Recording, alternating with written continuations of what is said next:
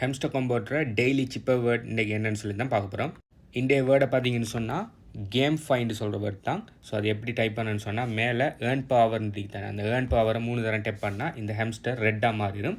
ரெட்டாக மாறினதுக்கு பிறகு டாட் டேஷுங்கிறத வச்சு நீங்கள் இந்த மேலே வர இந்த லெட்டரை டைப் பண்ணணும். ஒரு தரம் டச் பண்ணிங்கன்னா டாட், ஒரு தரம் டச் பண்ணிவிட்டு இப்படி டச் பண்ணி பிடிச்சிங்கன்னு சொன்னால் லாங் ப்ரெஸ் பண்ணிங்கன்னு சொன்னால் டேஷ். கூட கெப் விடாதீங்க, குயிக்காக ஆடிங்க. ஒரு எழுத்தை குயிக்காக ஃபாஸ்ட்டாக வர மாதிரி ஆடிங்க. அடிச்சு முடிச்சிங்கன்னு சொன்னால் இப்படி உங்களுக்கு வந்துடும்.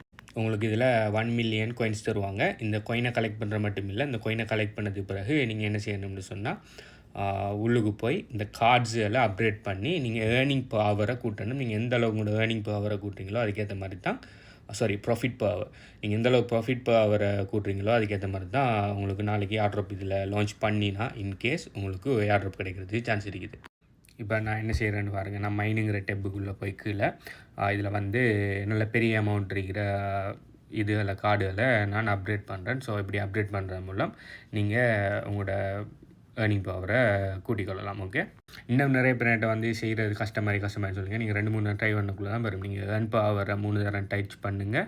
அதுக்கு பிறகு நான் நம்மளோட HBU கன்சல்டன்சி டெலிகிராம் சேனலில் இந்த வேர்டை ஒவ்வொரு நாள் அப்டேட் பண்ணோம். அந்த வேர்டை பார்த்து நீங்கள் என்ன செய்யுங்கன்னு சொன்னால் டாட் டேஷப் வச்சு நீங்கள் ஹெம்ஸ்டர் லிங்க் வேணும்னு சொன்னால் ஹெம்ஸ்டர்னு சொல்லி கீழே கமெண்ட் பண்ணுங்கள்.